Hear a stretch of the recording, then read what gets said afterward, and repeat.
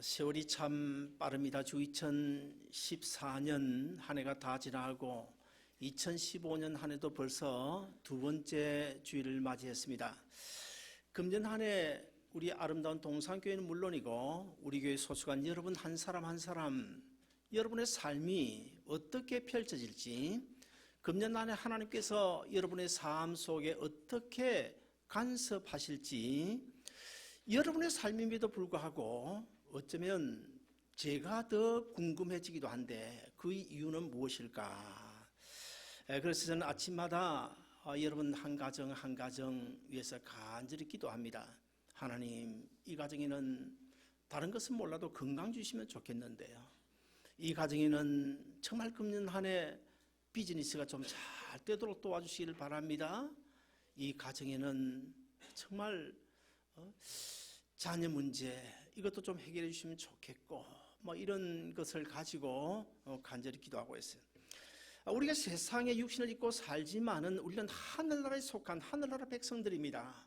그러므로 우리 주님께서는 금년 한 해 하늘나라 백성답게, 천국 시민답게, 그리스도인답게 살기를 원하시면서, 금년 한 해 우리가 이제 긴 세월, 길다면 길고 짧다면 짧은데요, 365일을 하루하루 힘있게 걸어가야 되는데, 우리의 걸음 앞에 우리 하나님께서 우리를 정말 그리스도인답게 사는가, 하나님의 복을 받을 자답게 사는가, 천국 시민답게 사는가 테스트하기 위해서 한 두 가지를 가지고 우리를 시험하실 것입니다. 첫째는 선악과와 생명과를 두고 어느 것 가질래? 네가 선악과 따먹을래? 생명과 따먹을래? 양당 간의 선택을 요구하는 시험을 하게 될 것입니다.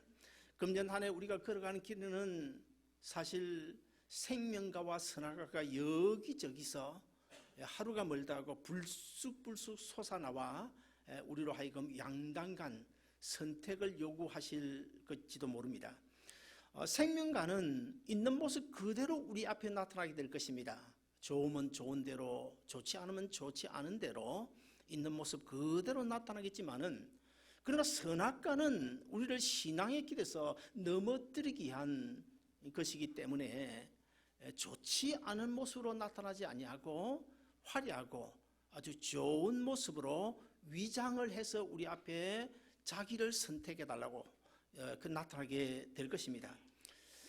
사람들은 아담 하와처럼 보함직하고 먹음직하고 지혜롭게 할 만큼 탐스럽기도 한 것을 좋아합니다. 그래서 널름 선악과 따먹다가 어려움 당하는 경우가 많이 있습니다.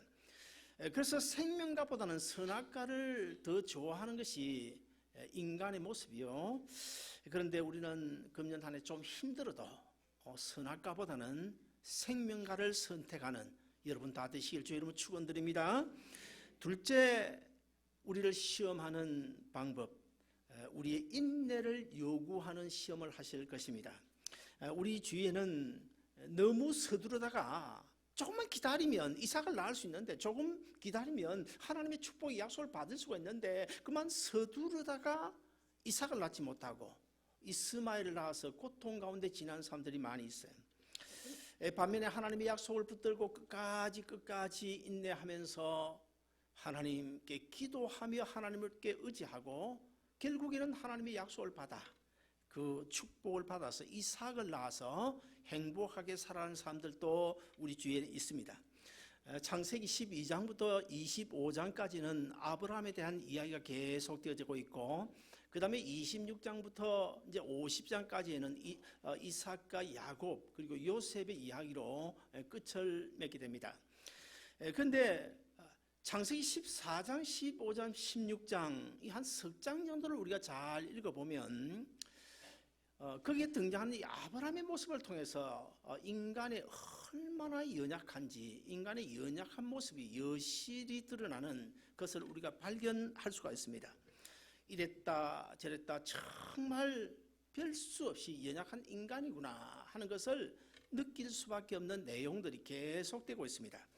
창세기 15장에 보면 아브라함이 어떤 문제로 인해서 근심 걱정에 쌓여 가지고 참 밥맛을 잃고 이제는 하나님께서 나에게 아들 주시지 않는구나, 그러면 어쩔 수 없이 내 종인 엘리에셀을 상속자로 삼아야 되겠다. 그렇게 자포자기한 상태, 그런 상태에 있는 아브라함을 하나님께서 찾아오셨습니다. 저녁에 찾아오셔가지고 이 아브라함을 데리고 어디로 나갑니까? 집 밖으로 나가서 어두운 밤 하늘에 떠 있는 수없이 많은 별들을 보여주면서 아브라함아, 저 하늘에 떠 있는 별들 좀 네가 하나 둘 한번 세어봐라. 그래서 아브라함이 별 하나 별 둘 별을 계속 세기 시작하는데, 지금까지 느끼지 못했던 그 별들을 세는 가운데 하나님이 그동안 나에게 베풀어 주신 은혜가 저 밤하늘의 별들처럼 많구나 하는 것을 깨닫게 돼요. 지금까지 베풀어 주신 은혜가 많다는 것을 깨달을 뿐만 아니라, 지금까지 이런 은혜를 베풀어 주셨다면 그 하나님께서 앞으로 내 남은 인생길에도 이 저 하늘에 떠 있는 별들처럼 많은 은혜를 주시겠구나. 하나님께서 나에게 저 별들처럼 내 자손이 번성할 것이라고 하셨으니까 분명히 내 자손이 번성할 거야. 그래서 하나님을 믿어요. 하나님의 약속을 믿어요.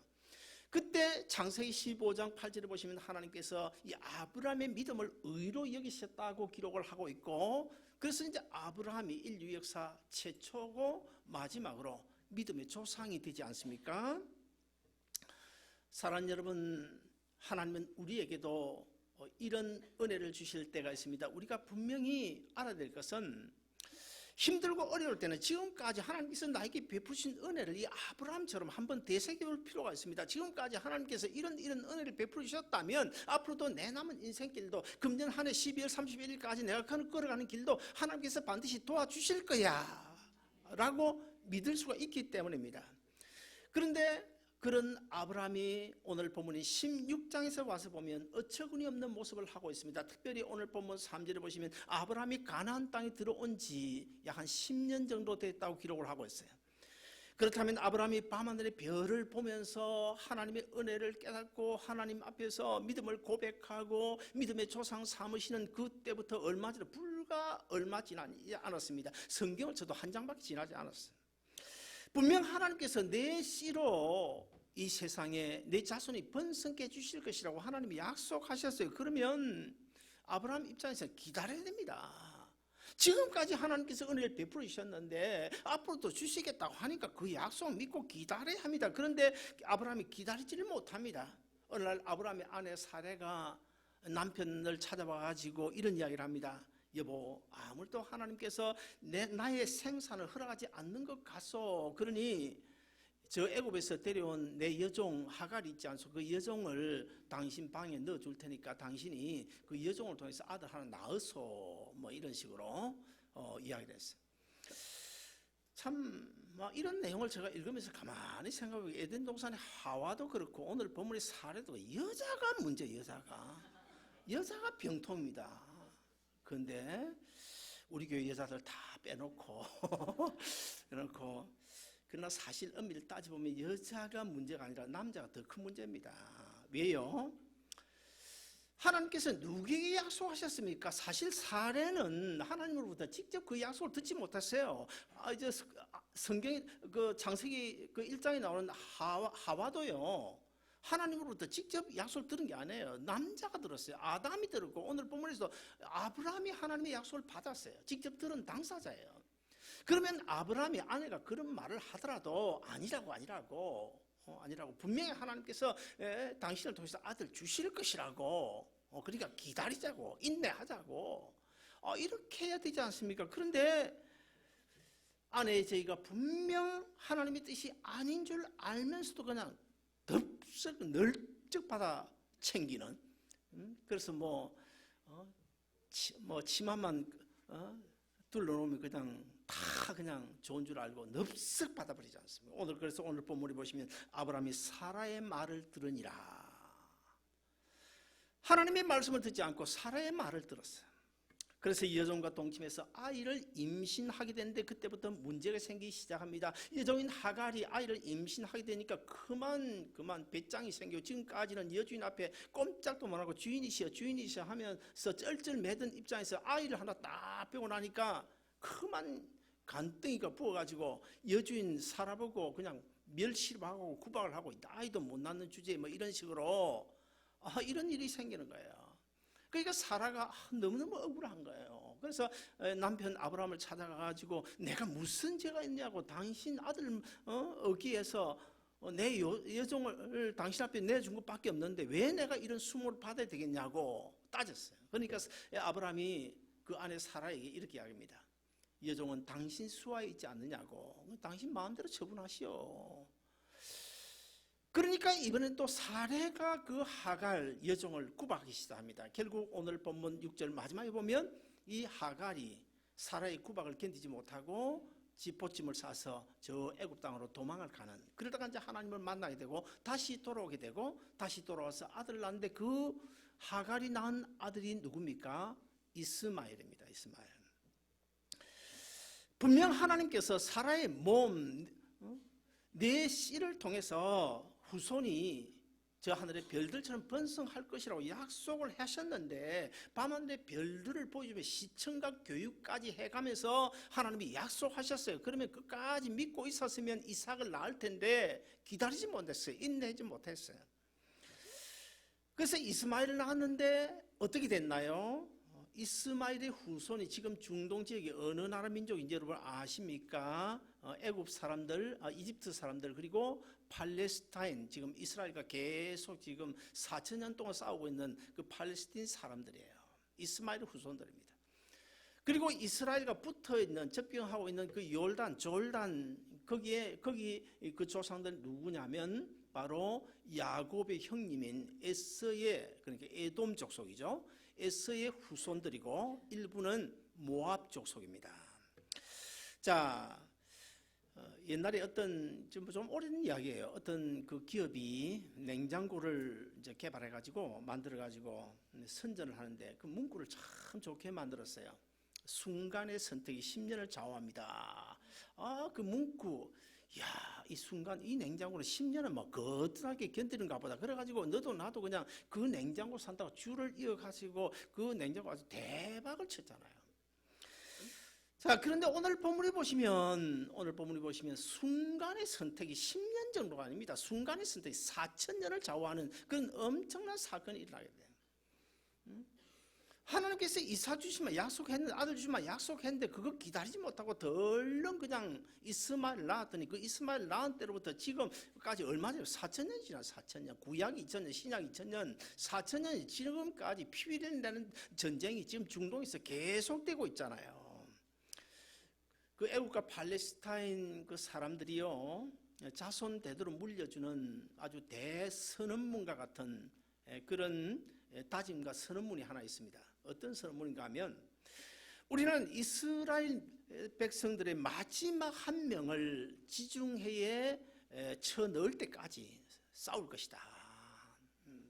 끝까지 싸운다는 거야. 결국 이 전쟁은 뭐 내년 후내년 끝나는 게 아니고 우리 주님 오실 때가 계속된다는 이야기예요. 사랑하는 여러분, 저는 이 시간 여러분의 남은 인생길에서 여러분의 하는 모든 일들 서두르다가 이스마엘을 낳는 그런 일이 없기를 바라고요. 금년 한 해 하나님의 약속을 믿고 끝까지 인내함으로 축복의 아들인 이삭을 낳는 여러분 다 되시길 주의 이름으로 축원드립니다.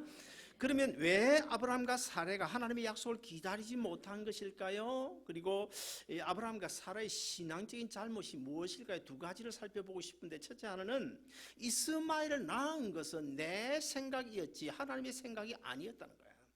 오늘 본문 2절에 보시면 사레가 아브라함에게 이르되 여호와께서 나의 생산을 허락하지 아니하셨으니, 그래요. 사라가 지금 하나님의 약속을 그런 약속 받지 못했다고 생각합니다. 지금 말합니다. 하나님께서 나의 생산을 허락하지 아니하셨다고 지금 말하고 있어요. 정말 하나님께서 이 사라에게 그 후손 주시마 약속하지 않으셨습니까? 아닙니다. 밤하늘에 별을 보여주시면서까지 분명 내 몸에서 태어날 자가 내 후손 저 하늘의 별처럼 번성하게 될 것이라 약속하셨습니다. 그러므로 이 사레가 남편을 찾아가서 하나님께서 나에게는 아마 생산을 허락하지 않는 것 같소, 그러니 하갈을 때리다가 첩으로 삼고 아들을 낳으시오, 이것은 하나님의 뜻이 아니었고 그것을 넙죽 그냥 받아버린 아브라함마저도 하나님의 약속이 아닌 자기 생각들 뿐이었다. 자기 생각뿐이었다는 겁니다. 하나님의 생각은 다른데 자기 생각을 하나님의 생각으로 착각하고 기다리지 않고 서둘러 이스마엘을 낳은 것이 지금까지 4,000년 동안 이 전 세계를 불안하게 만든 요인이 되었다는 거예요. 그만큼 우리가 하나님의 약속을 믿고 기다리는 것이 중요합니다. 어떤 목사님이 목회를 하고 은퇴하면서 이런 고백을 했습니다. 아주 심각한 신중한 이런 고백을 했는데요. 한 4가지를 고백했습니다. 첫째, 설교만 잘하면 되는 줄 알았습니다. 그러나 삶이 따르지 않는 설교는 성도들의 기만 키우는 줄 예전에는 미처 몰랐습니다. 둘째, 기도만 하면 되는 줄 생각하고 성도들에게 기도하라고 강요했습니다. 그러나 회개 없는 기도, 자기 욕망을 위한 기도는 교만한 바리새인 만드는 줄로 미처 몰랐습니다.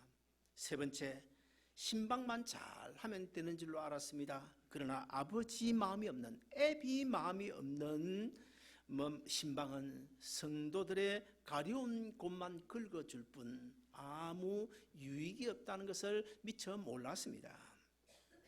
마지막으로 4번째, 장소만 좋으면 교회가 부흥되는 줄로 생각했습니다. 그러나 한 영혼에 대한 사랑이 없는 부흥은 나중에 엄중한 하나님의 심판을 받게 되는 줄 목회할 때는 제가 몰랐습니다. 이런 고백을 했대요. 사랑하는 여러분, 그동안 우리가 주의 일을 많이 감당하며 왔습니다. 또 가정 일도 있습니다. 비즈니스도 있고 자녀 일도 있고. 근데 여러분 한번 곰곰이 생각해 보시면 정말 하나님의 생각대로 해왔나요? 하나님이 원하신 대로 살아오셨습니까? 어쩌면 내 생각대로 거의 대부분 했을지도 몰라요. 내 생각을 하나님의 생각으로 착각하며 살아온 적이 너무 많을 것입니다. 그래서 아브라함과 사레처럼 이삭을 낳은 경우 또한 없지 않을 것입니다. 그 다음에 2번째, 이스마엘을 낳은 것은 내 방법이었지 결코 하나님의 방법이 아니었습니다. 하나님은 아브라함의 나이와 상관없이 기적을 통해서 아들 주실 것을 이미 계획하고 계셨습니다. 그러나 아브라함은 어떻게 생각한대요? 나는 이미 늙었다. 그리고 내 안에 살아도 경수가 끊어져서 아이를 낳기는 틀렸다.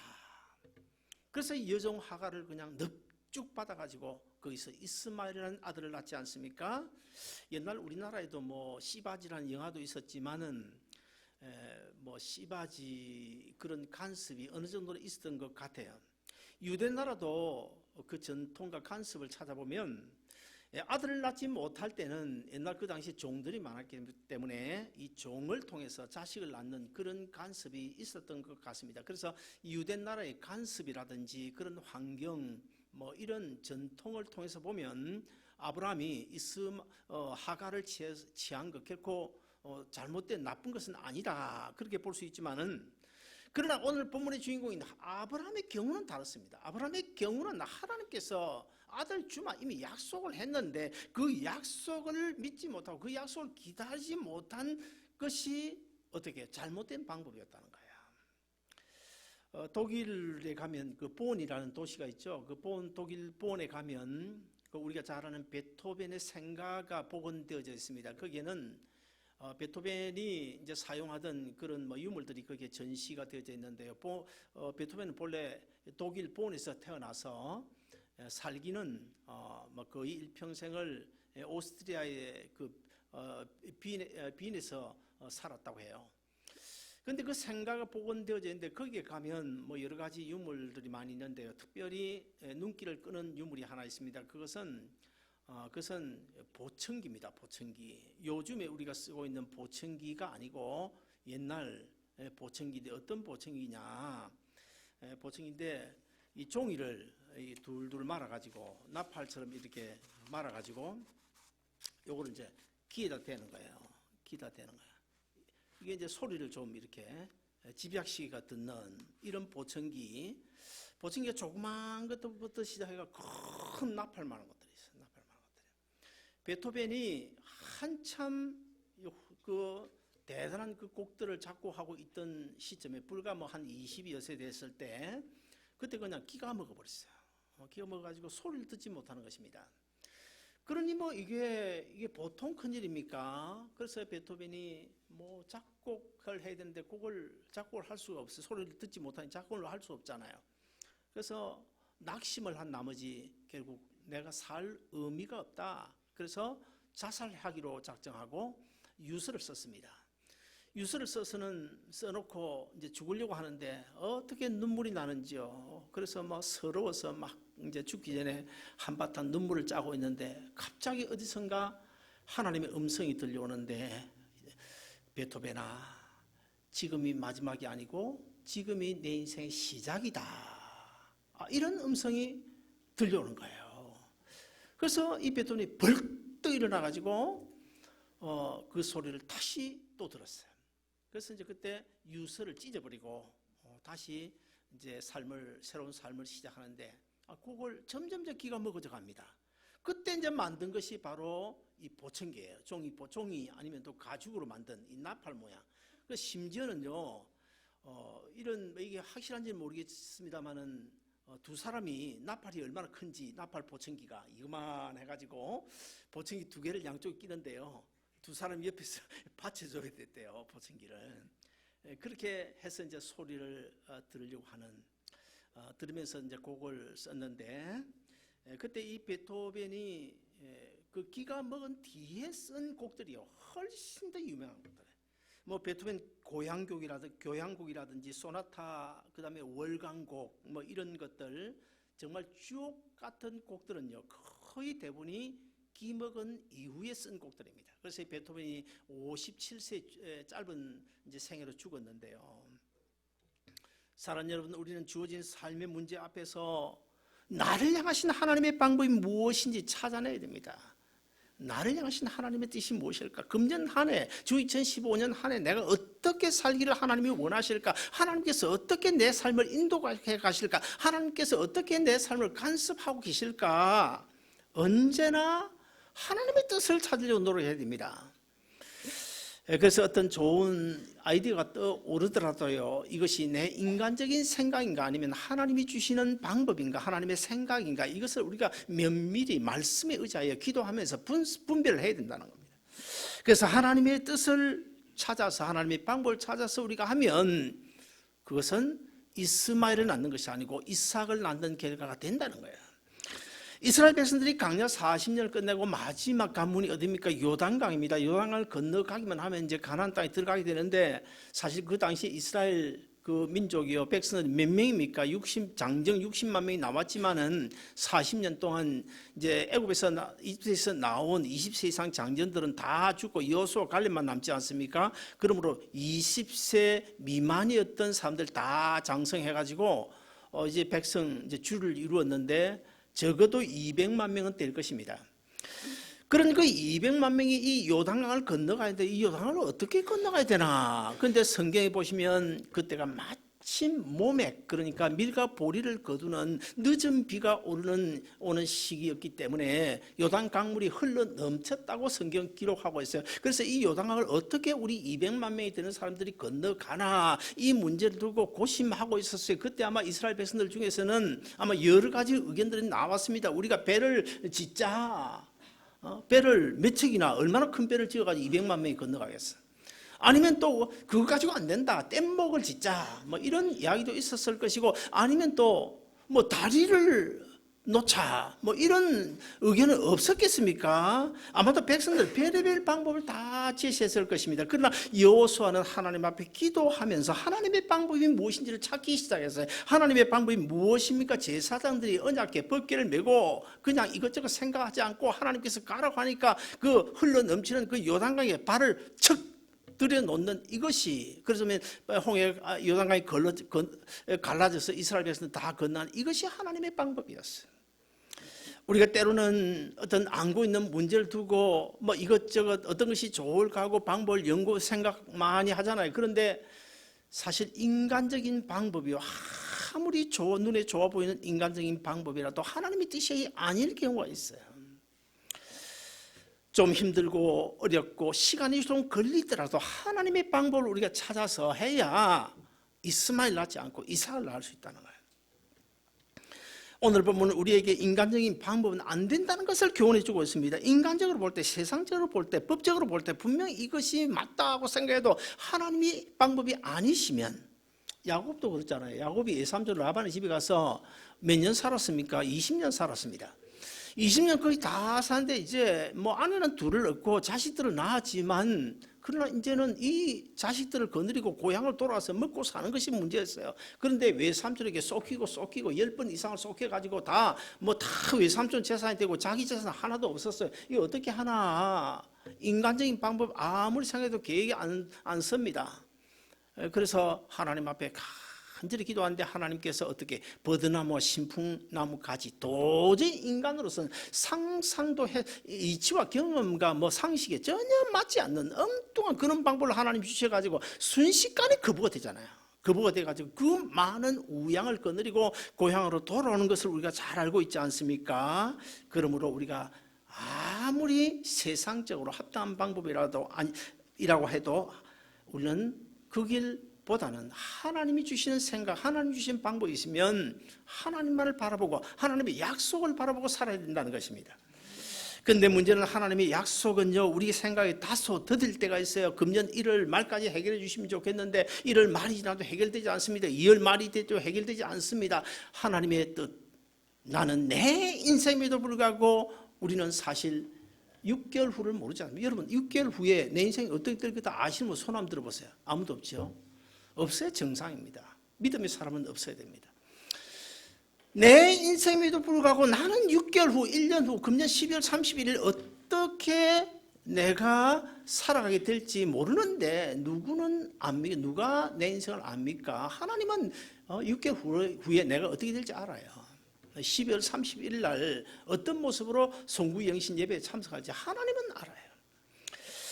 그래서 우리가 좀 늦더라도 아브라함처럼 서두르지 말고 하나님의 약속을 믿고 기다려야 되는데, 사도는 베드로후서 3장 8절 9절에서 이렇게 말씀하고 있는데 우리 같이 한번 읽어보실까요? 시작. 사랑하는 자들아, 주께는 하루가 천년 같고 천년이 하루 같다는 이 한 가지를 잊지 말라. 주의 약속은 더딘 이들이 더디다고 생각한 것 같이 더딘 것이 아니라 오직 주께서는 너희를 대하여 오래 참으사 아무도 멸망하지 아니하고 다 회개하기에 이르기를 원하시느니라. 아무도 멸망치 아니하고 다 회개하고 하나님의 은혜와 축복을 받아 살기를 우리 하나님은 원하신다는 것입니다. 사랑하는 여러분, 아브라함과 사레가 하나님의 약속을 기다리지 못하고 서두르다가 그만 이스마엘을 낳았어요. 순간의 선택이 10년 정도가 아니라 4,000년을 좌우하는 그런 놀라운 무서운 결과가 초래돼가지고 오늘까지도 피비린내는 나는 그 전쟁이 지금도 계속되고 있는 것을 볼 때 우리는 하나님의 약속이다 싶으면 조금 늦어도 그 약속 믿고 인내하면서 기다려야 된다는 것입니다. 내 인간적인 생각, 내 인간적인 방법으로 서두르면 이스마엘 낳습니다. 우리가 하나님의 약속을 믿고 기다리면 축복의 아들인 이삭을 낳습니다. 아무쪼록 여러분 모두가 금년 한 해 하나님의 때를 기다릴 줄 아는 지혜가 여러분에게 충만하시기를 주의 이름으로 축원드립니다.